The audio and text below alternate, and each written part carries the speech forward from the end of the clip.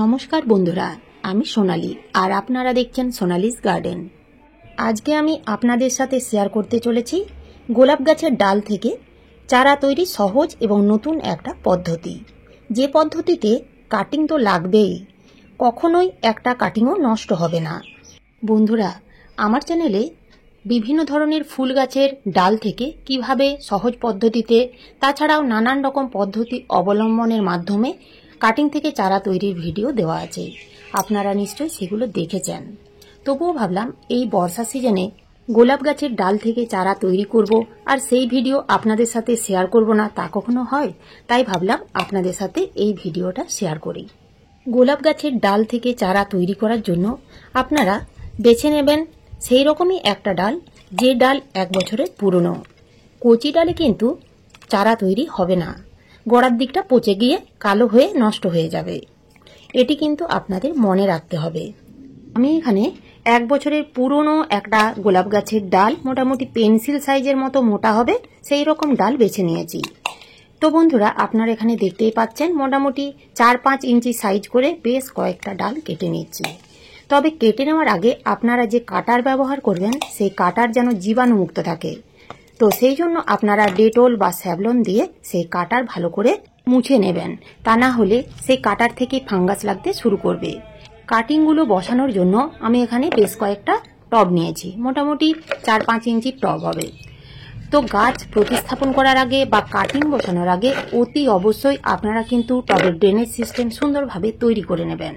তো কিভাবে তৈরি করবেন? এই যে আপনারা এখানে দেখতেই পাচ্ছেন, টবের মধ্যে যে নিচের দিকে হোলগুলো আছে সেই হোলগুলো প্রথমে এই রকম খোলামকুচি দিয়ে ঢাকা দিয়ে দেবেন।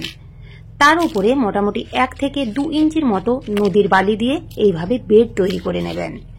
এইভাবে যদি আপনারা টবের ড্রেনেজ সিস্টেম সুন্দর করে তৈরি করে নিতে পারেন, তাহলে গাছের মাটিতে কখনোই জল জমবে না এবং গাছ কখনোই জল জমে ফাঙ্গাস লেগে মারা যাবে না। তো এইভাবে আমি কিন্তু প্রত্যেকটা টবের ড্রেনেজ সিস্টেম সুন্দরভাবে তৈরি করে নিচ্ছি। আপনারাও যখন গাছ লাগাবেন বা কাটিং লাগাবেন, ঠিক এইভাবে টবের ড্রেনেজ সিস্টেম সুন্দরভাবে তৈরি করে নেবেন। এখন কোন মিডিয়ায় আপনারা কাটিং বসাবেন জেনে নিন। বন্ধুরা, আপনারা এখানে দেখতেই পাচ্ছেন আমি এখানে একেবারে ঝুরঝুরে মাটি টবের মধ্যে ভরে নিচ্ছি। যদি আপনাদের হাতের সামনে ঝুরঝুরে মাটি না থাকে, যদি চিটচিটে মাটি হয়, সেক্ষেত্রে আপনারা 50% প্লেন বালি মিশিয়ে নেবেন, তারপরে আপনারা কাটিং বসাবেন। তো আপনারা দেখুন এখানে প্রত্যেকটা টবে আমি মাটি ভরে নিয়েছি। এখন আমি এই কাটিংগুলো প্রত্যেকটা টবে একটা একটা করে পুঁতে দেব। তো বন্ধুরা, এই যে আপনারা দেখতে পাচ্ছেন দুটো নোড, এই দুটো নোড মাটির মধ্যে পুঁতে দিতে হবে, কেননা এই নোড থেকেই, অর্থাৎ এই নোড এরিয়া থেকে শিকড় বের হয়। আমি কিন্তু কাটিংগুলো বসানোর জন্য কোনো রকম রুটিং হরমোন ব্যবহার করিনি। যখনই আপনারা কাটিং বসাবেন, কাটিংগুলোর মধ্যে বেশি পাতা রাখবেন না, নিচের দিকে পাতা তো রাখাই যাবে না, 2-1টা পাতা থাকলে কোনো অসুবিধে নেই। এইভাবে যদি আপনারা প্রত্যেকটা টবে একটা একটা করে কাটিং বসান, তাহলে কিছুদিনের মধ্যেই যখন চারা তৈরি হয়ে যাবে, সেই চারাগুলো কিন্তু আর তুলে নতুন করে প্রতিস্থাপন করার কোনো প্রয়োজন হবে না। অনেক সময় সুন্দর চারা তৈরি হয়, কিন্তু সেই চারাগুলো যখন আমরা টেনে তুলে প্রতিস্থাপন করতে যাই, তখন কিন্তু অনেক শিকড় নষ্ট হয়ে যায়, যার ফলে সেই চারা অনেক সময় মারাও যায়। তাই এই পদ্ধতি আপনারা যদি কাজে লাগিয়ে এইভাবে যদি আপনারা কাটিং বসান, তাহলে একটা চারাও নষ্ট হবে না। তো এখানে দেখুন আমার প্রত্যেকটা টবের মধ্যে একটা একটা করে কাটিং বসানো হয়ে গেছে।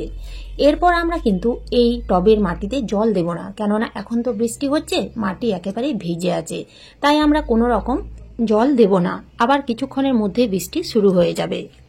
কাটিংগুলো লাগানো হয়ে গেলে অতি অবশ্যই কাটা ডালে ফাঙ্গিসাইড লাগিয়ে দিতে হবে, তা না হলে ফাঙ্গাস লেগে গাছের ডালগুলো শুকিয়ে যাবে। এক্ষেত্রে আপনারা হলুদ গুঁড়ো ব্যবহার করতে পারেন। হলুদ গুঁড়ো খুব ভালো ছত্রাকনাশক হিসেবে কাজ করে। সামান্য হলুদের গুঁড়ো জল দিয়ে কাদা কাদা করে গুলে প্রত্যেকটা ডালের এইভাবে কাটা অংশে লাগিয়ে দিন, তাহলে আর ফাঙ্গাস লাগবে না। এখন জেনে নেওয়া যাক এই কাটিংগুলো আপনারা কি রকম জায়গায় রাখবেন। বন্ধুরা, এই কাটিংগুলো আপনারা বড় কোনো গাছের নিচে রাখুন, যেখানে ডাইরেক্ট সূর্যের রোদ লাগবে না, এবং বৃষ্টি হলে সেই বৃষ্টির জল কিন্তু টবের মধ্যে পড়বে। তো আপনারা এখানে দেখতেই পাচ্ছেন বড় গাছের নিচে কাটিংগুলো আমি এইভাবেই রেখে দিয়েছি। কাটিংগুলো বসানো হয়ে গেলেই যে চারা তৈরি হয়ে যাবে তা কিন্তু নয়। এর জন্য কিছু সতর্কতা অবলম্বন করতে হয়। যেমন 1 নাম্বার, কাটিংগুলো বসানো হয়ে গেলে সেই কাটিংগুলো কিন্তু একেবারেই নড়ানো চলবে না। একটা কাটিং যদি নড়ে যায় তাহলে সেই কাটিং থেকে চারা তৈরি হবে না। আপনারা অনেকেই কমেন্ট করে জানতে চান যে আপনারা কিন্তু প্রচুর কাটিং লাগান, সেই কাটিংগুলো চারায় পরিণত করতে পারেন না। তো তার কিন্তু এই একটা মেন কারণ, কাটিং যদি কোনো কারণে নড়ে গেছে তাহলে সেই কাটিং থেকে চারা তৈরি হবে না। 2 নাম্বার হচ্ছে, কাটিং বসানো হয়ে গেলে সেই কাটিংগুলোকে কখনোই ডাইরেক্ট সূর্যের আলোতে রাখবেন না। হয় কোনো গাছের নিচে রাখবেন কিংবা কোনো শেডের নিচে রাখবেন, ডাইরেক্ট সূর্যের আলোতে রাখবেন না, তা না হলে কিন্তু কাটিংগুলো চারায় পরিণত হবে না। 3 নাম্বার যে সতর্কতা অবলম্বন করতে হবে তা হলো জল। এখন তো বর্ষাকাল, যখন তখন বৃষ্টি হচ্ছে, তো এখন কিন্তু এই মাটিতে জল দেওয়ার কোনো প্রয়োজন নেই। যদি দেখেন 3-4 দিন বৃষ্টি হয়নি, মাটি হালকা শুকিয়ে যাচ্ছে, তখন কিন্তু আপনাদের জলের স্প্রে করতে হবে কিংবা একেবারে আলতো করে টবের কিনারা বেয়ে গাছের মাটিতে জল দিতে হবে। এমনভাবে জল দেবেন যেন কোনো অবস্থাতে কাটিং না নড়ে যায়। মাটি যদি শুকিয়ে যায় তাহলে কিন্তু কাটিং থেকে চারা তৈরি হবে না।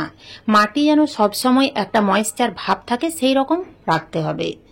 আপনারা অনেকেই কমেন্ট করে জানতে চান একটা কাটিং থেকে চারা তৈরি হতে কতদিন সময় লাগে। 10 থেকে 20 দিনের মধ্যে কিন্তু ডাল থেকে চারা তৈরি হয়ে যায়, তবে সেটা নির্ভর করে ওয়েদারের উপর এবং গাছের ডালের উপর। বর্ষার সময় অর্থাৎ এই রকম নরম স্যাঁতসেঁতে ওয়েদারে কিন্তু খুব সুন্দর এবং খুব তাড়াতাড়ি চারা তৈরি করা যায়। অন্য সিজনে ঠিক ততটা সাকসেস পাওয়া যায় না। যদি এইরকম নরম ফুল গাছের ডাল হয়, যেমন পর্তুলিকা, চন্দ্রমল্লিকা, এই ধরনের গাছের ডাল থেকে চারা তৈরি হতে সময় লাগবে 10 থেকে 15 দিন।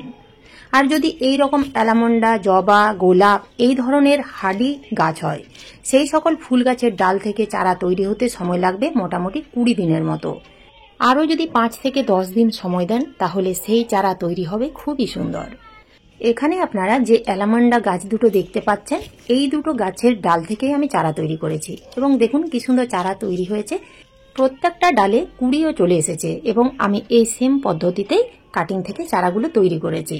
এই একই পদ্ধতি কাজে লাগিয়ে আপনারা কিন্তু এই সময় বেলি, জবা, রঙ্গন, টগর, বিভিন্ন ধরনের ফুল গাছ এবং বিভিন্ন ধরনের ইনডোর প্ল্যান্টের কাটিং থেকে চারা তৈরি করে নিতে পারবেন। এখানে আপনারা যে গাছগুলো দেখতে পাচ্ছেন সবই কিন্তু আমার নিজের হাতে তৈরি। এই যে ছোট ছোট দেখুন কোল্ড ড্রিঙ্কসের জলের বোতলে সমস্ত রকমের কাটিং থেকে চারা তৈরি করেছি আমি। এইভাবে আপনারাও হাজার হাজার চারা তৈরি করুন। আমি যখন পারছি আপনারাও নিশ্চয়ই পারবেন। তো এই ছিল আজকের আমার এই ভিডিওটি ভালো লাগলে একটা লাইক অবশ্যই দেবেন, কমেন্ট করতে ভুলবেন না। নতুন বন্ধুরা আমার চ্যানেলটিকে সাবস্ক্রাইব করে পাশে থাকার অনুরোধ রইল। আপনারা সবাই ভালো থাকবেন, সুস্থ থাকবেন। ধন্যবাদ।